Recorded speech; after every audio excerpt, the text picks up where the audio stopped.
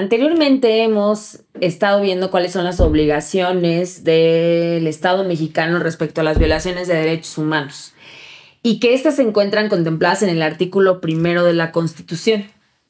Y hemos visto que el Estado tiene que prevenir y garantizar, es decir, antes de una violación de derechos humanos, tiene que hacer todas las acciones que estén en sus manos y generar las políticas públicas necesarias para efecto de que no vivamos violaciones a derechos humanos. Asimismo, en el presente, tiene que tener esas mismas medidas para que esto sea una realidad, se sienta.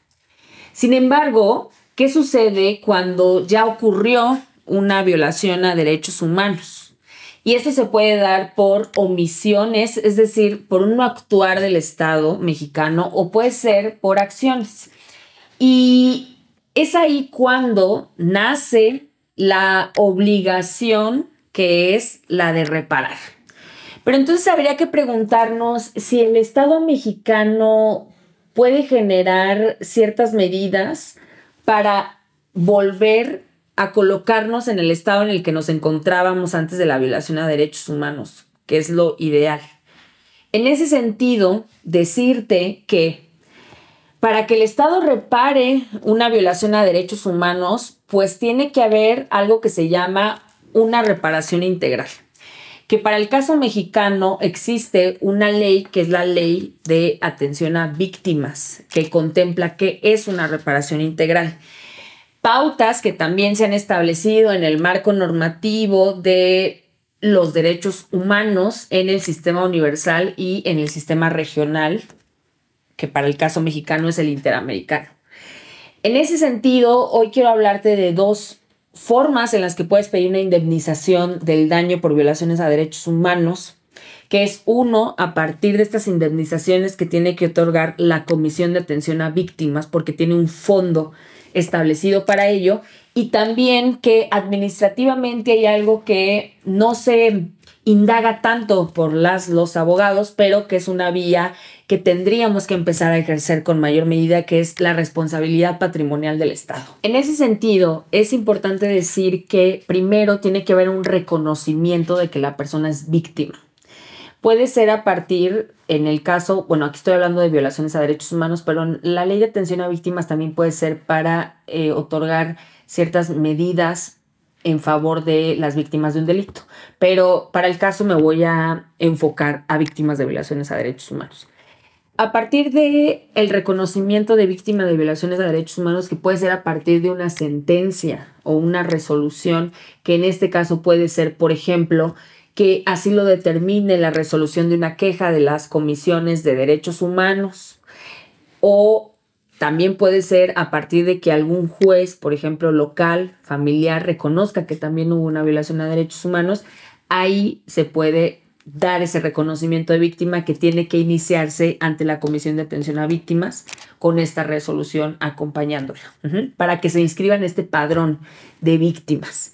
En el caso de que no haya una resolución, la propia comisión o las comisiones pueden otorgar esa calidad de víctima, ¿sí?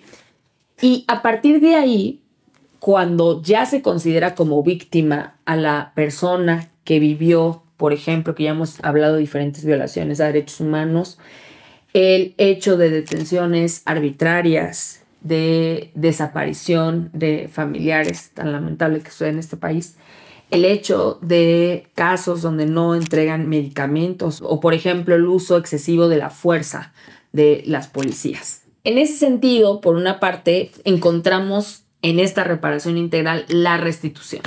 La restitución es que se le devuelva a la víctima la situación en la que se encontraba antes de la comisión de esa violación a los derechos humanos por parte de los agentes estatales.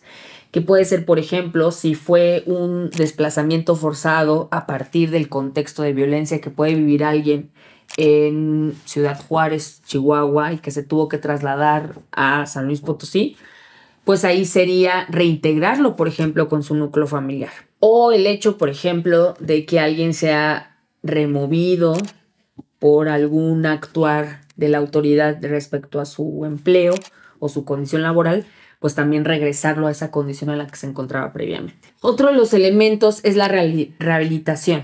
La rehabilitación implica en esta reparación integral que es que la persona puede hacer frente ante estas violaciones a derechos humanos, que conlleva rehabilitación en materia de salud, por ejemplo, psicológica, que la persona pueda brindar o se le pueda brindar esta atención para pues poder atender las situaciones que generaron esa violación a derechos humanos, por ejemplo, hechos de sufrimiento, ¿no? O que causó un daño físico directamente. La compensación implica que el Estado va a erogar económicamente una cantidad para buscar reparar esa violación a derechos humanos.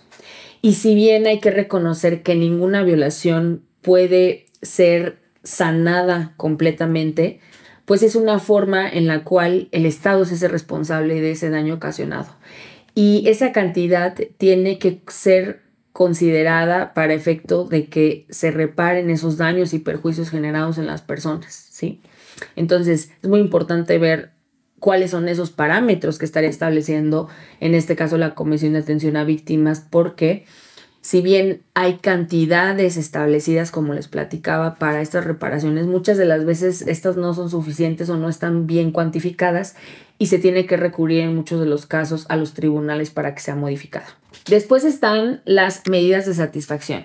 Estas medidas es restablecer la dignidad y reconocerla, que implican que el Estado tiene que actuar, por ejemplo, en averiguar la verdad de los hechos. Si esto implica una desaparición, un feminicidio, y esto se da, aquí también importante decir que pueden hacerlo los particulares. Sin embargo, la violación de derechos humanos en estos casos es porque no se realiza, que ya lo hemos visto en otros videos, una investigación con una debida diligencia o con un actuar inmediato. Entonces, ante esos hechos, también el Estado puede ser responsable por actuares, por una parte, por una indebida investigación, pero también por actuales de particulares porque no hace nada para que cesen, por ejemplo, las desapariciones en un país como este, lleno de desapariciones. Una disculpa pública que también encuadra dentro de estas medidas de satisfacción que estamos hablando. Entonces, se dan cuenta, pues es un listado muy amplio a partir de esta reparación integral. No basta con una cantidad económica y no basta con una disculpa, es mucho más amplio. Ahora, las últimas medidas son las medidas de no repetición. El Estado se encuentra obligado a partir de lo que estamos comentando, la reparación, como una obligación del Estado mexicano en materia de derechos humanos, a que los hechos no se vuelvan a cometer a ninguna persona. Esto entonces implicará que, por ejemplo, se capacite a las personas que se encuentran dentro de ese grupo de personas estatales que generan violaciones a derechos humanos para efecto de que no lo vuelvan a repetir hacia otras personas. Por ejemplo, en casos de revictimización, cuando hacen sentir culpable a la víctima de lo que vivió en un ministerio público, pues la idea sería que próximas personas que van a presentar una denuncia pues no lo vivan, por ejemplo. También el hecho de que se ordenen que se coloquen memoriales a las víctimas o nombres a las calles, recordando, porque siempre es importante tener una memoria histórica de lo que sucedió para que no se repita.